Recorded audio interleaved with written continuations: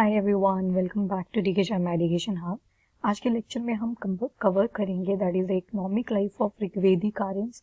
तो as you know कि जो ऋग्वेदिक पीरियड था, एक बार छोटा सा ब्रीफ ले लेते हैं। वैदिक पीरियड चलता है हमारा दो पार्ट्स में, एक है ऋग्वेदिक पीरियड और एक है लेटर वैदिक पीरियड। ऋग्वेदिक पीरियड को अर्ली वैदिक पीरियड भी कहा जाता है और इसका टाइम पीरियड है फ्रॉम 1500 टू 1000 BC। वहीं पे लेटर वैदिक पीरियड का चलेगा फ्रॉम 1000 टू 500 और कई जगह पे आपको 600 BC भी देखने को मिलता है, तो टाइम टू वेरी। तो आज जो हम फोकस करेंगे that is on the economic life of Rigvedic Aryan. आज की जो इकोनॉमी है वो तो चलती है करेंसी के ऊपर, ठीक है। जैसे हमारा सेंट्रल बैंक है RBI, तो उस टाइम पे इकोनॉमी कैसे चलती थी, उस टाइम का क्या पर्पस हुआ करता था इकोनॉमी का, क्या चीज़। पैसा तो कभी सुना नहीं हमने कि उस टाइम पे पैसा एग्जिस्ट करता, तो फिर इकोनॉमी चलती कैसे थी, तो वो सारी चीज़ें करेंगे आज के लेक्चर में हम कवर। तो बिना देरी के स्टार्ट करते हैं। तो here is the economic life of वैदिक आर्यंस। पहले तो बोलते हैं पेस्टोरल लाइफ थे, चराहे हुआ करते थे और उनके पास कुछ कैटल्स भी थे। कैटल में स्पेशली थी गऊ। गऊ क्या होती है? गऊ। तो जो गऊ हुआ करती थी that was the important wealth. गऊ जो है वो ऋग्वेदिक पीरियड में बहुत ज्यादा इंपॉर्टेंस रखती है। फिर आता है गोमत। गोमत जो था, जिसके पास बहुत सारी काउज हुआ करती थी, तो जिसके पास जितनी ज्यादा काउज उसके पास उतना ही ज्यादा वेल्थ। तो गऊ की जो इंपॉर्टेंस है that is enormous during the Rigvedic Aryan. Although आप देखोगे लेटर वैदिक पीरियड में वो डिक्लाइन कर जाएगी। यहाँ पे किसको इंपॉर्टेंस दी जा रही है that is to the cow. जो गाय थी, गाय को काफी ज्यादा इंपॉर्टेंस दी गई है। गोमत कौन हुआ? जिसके पास बहुत सारी काउज हैं और मतलब उसके पास बहुत ज्यादा वेल्थ है। हमने स्टार्टिंग में देखा था राजन के बारे में, ठीक है। तो उसके साथ ही मैंने आपको गोमत भी बताया था, या गोपति भी जिसको कहा जाता था। अब बोलते कि इतनी ज्यादा इंपॉर्टेंट थी गऊ कि इवन जब प्रीस्ट को कुछ डोनेशन करना होता था उसमें या तो विमेन दे दी जाती थी या फिर गऊ दी जाती थी, ठीक है। डोनेशन में भी क्या दिया जाता था, या तो विमेन को दिया जाता था या फिर गऊ को दिया जाता था। और इम्पोर्टेंस ऑफ पेस्टोरलिज्म बहुत ज्यादा थी उस टाइम पे, तभी तो गऊ को ज्यादा प्रेफरेंस दी गई है, ठीक है। शिफ्टिंग कल्टीवेशन हुआ करती थी, शिफ्टिंग एग्रीकल्चर हुआ करता था। ये लोग क्या करते थे, जैसे फॉर एग्जांपल ये कोई फील्ड है, फील्ड को ये लोग क्षेत्र बोला करते थे, डन, फील्ड।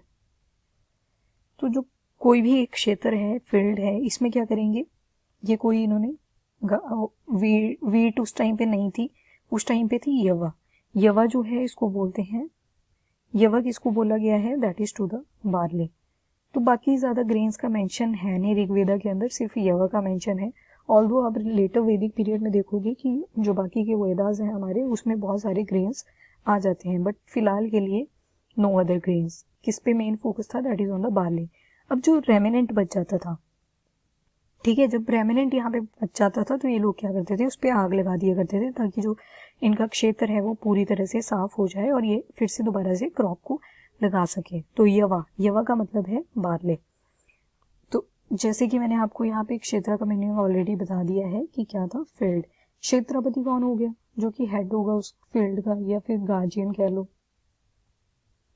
कृषि क्या होती थी, कृषि जो थी दैट वाज जो कृषि थी उसमें क्या किया जाता था, प्लोइंग, ठीक है। तो कृषि किसके लिए यूज करी गई है, प्लोइंग का।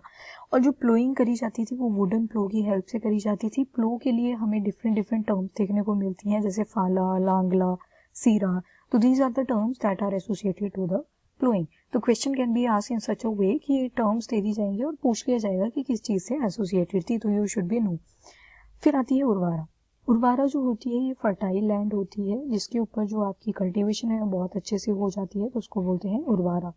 फिर आते हैं उर्वारा जीत। उर्वारा जीत क्या हुआ करता था, ऐसा पर्सन जिसने ये फर्टाइल लैंड जीत ली। पर्सन वन उर्वारा, मतलब फर्टाइल लैंड जो कि उर्वारा को जीत लेता है, उसको बोल दिया जाता था उर्वारा जीत। उसके बाद निशक, एक टर्म मेंशन है ऋग्वेदा के अंदर, निशक। निशक का मानना है कि ये गोल्ड का बना होता था, बट ये श्योरिटी नहीं है कि उस टाइम की करेंसी थी या फिर उस टाइम का प्रेशियस मेटल था, तो ये चीज श्योर नहीं है। बस इतना पता है कि ये गोल्ड का बना होता था, और अगर गोल्ड का बना है तो ऑब्वियसली ये कोई ना कोई वैल्यू तो होल्ड कर ही करता था, ठीक है। So after that there is a barter system. Barter system हुआ करता था फॉर द एक्सचेंज। अब एक्सचेंज में क्या किया जाता है, ये दो ग्रुप्स हैं, 1 2। तो बार्टर सिस्टम में क्या होता है, दोनों के पास कुछ ना कुछ होना चाहिए ना देने के लिए। तो दोनों के पास अगर कुछ ना कुछ होना चाहिए देने के लिए, फॉर एग्जाम्पल 1 को कोई चीज चाहिए और वो 2 के पास है, बट अब क्या हुआ कि 1 के पास कुछ रिटर्न में है नहीं 2 को देने को, ठीक है। 2 ने तो बोला कि ले जाओ पर कुछ देना पड़ेगा, तो उस केस में भी क्या किया जाता था, गऊ दे दी जाती थी, गाय दे दी जाती थी अपनी। तो इतनी इंपॉर्टेंस जो है वो गऊ होल्ड करके रखती थी। फिर आती है बलि। बलि जो होती थी, these were the voluntary offerings.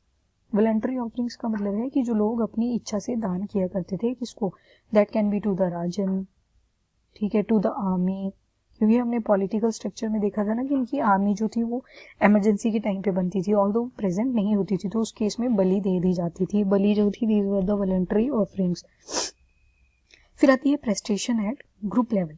अब ये प्रेस्टेशन क्या होता है, इसमें क्या होता है, जैसे आजकल फंक्शन होते हैं ना, शादी में जाते हैं तो एनवेल्प लेके जाते हैं, उसके अंदर पैसे रखे होते हैं, और जो जो जिनके भी फंक्शन होते हैं उनको वो दे दिए जाते हैं। तो उसी तरह से ये प्रेस्टेशन किया करते थे, एक सेरेमनी टाइप होती थी। इसमें क्या करते थे, बहुत सारे ग्रुप्स आपस में मिला करते थे, और ये ग्रुप्स आपस में मिलकर क्या करते थे, गिफ्ट्स को एक्सचेंज किया करते थे। तो मतलब इंडिविजुअल लेवल पे नहीं थी, बट यस ग्रुप लेवल पे थी, तो that's why it become important. Ayaz का मेंशन करा गया है, अयास फॉर द कॉपर। तो कॉपर का ये यूज किया करते थे, तो ऑब्वियसली कॉपर स्मिथ भी वहां पे प्रेजेंट होंगे। एक बात जो याद रखने की है, आयरन का कोई मेंशन नहीं है ऋग्वेदिक पीरियड में, आयरन का कोई मेंशन नहीं देखने को मिलेगा। मतलब इनकी जो टेक्नोलॉजी थी अभी, वो इतनी ज्यादा एडवांस्ड नहीं थी, काफी सिंपल थी। तो कार्ड मेकर्स भी देखने को मिलते हैं, कारपेंट्री भी थी, क्योंकि हमने देखा वुडन फ्लो था, ठीक है। तो उसके बाद टैनिंग की प्रोसेस इनको पता थी। टैनिंग में क्या किया जाता है कि बेसिकली जो एनिमल होता है उसकी स्किन को निकाल दिया जाता है और प्रिजर्व किया जाता है, that is the process of tanning. फिर स्विंग का इनको पता था, मशीन चलाने आती थी, कपड़े ये वीव किया करते थे, कैरियट मेकर्स थे। समुद्र एक टर्म देखने को मिली है इनसाइड द ऋग्वेद, तो जिसका मतलब है सी, और साथ में नाव भी मिलेगी, तो जिसका मतलब होता है बोट। तो इससे पता लगता है कि ये ट्रेड किया करते थे, बट ज्यादा नहीं था ट्रेड इनका, ठीक है, क्योंकि इनके पास कुछ ऐसी खास चीज नहीं थी जिसका ट्रेड किया जा सके। तो बाद में लेटर वैदिक पीरियड में आप देखोगे कि बहुत ज्यादा ट्रेड होने लग जाएगा। ऑल्सो यहाँ पे 2 चीजें याद रख लो अब, कि एक तो आयरन का बिल्कुल भी मेंशन नहीं है, देन और एक और बात इसमें याद रखनी है, निश का मैंने आपको बता दिया, और there was one more thing किया कि प्राइवेट प्रॉपर्टी का कोई कॉन्सेप्ट नहीं था, कोई कॉन्सेप्ट नहीं था, कोई कॉन्सेप्ट नहीं देखने को मिलेगा आपको प्राइवेट प्रॉपर्टी का।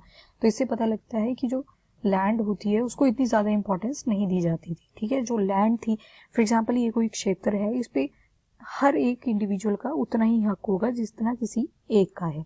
तो लैंड पे सभी रिसोर्सेज को यूज किया करते थे, सारे एक साथ एक बराबर यूज किया करते थे। So this is all about your economic life of the Rigvedic Aryans. इसके बाद हम करेंगे ऋग्वेदिक रिलीजन। तो अभी के लिए इतना ही। सो वीडियो को लाइक एंड शेयर जरूर करें, एंड चैनल को भी सब्सक्राइब करें। Till then bye bye, take care, thank you and have a nice day.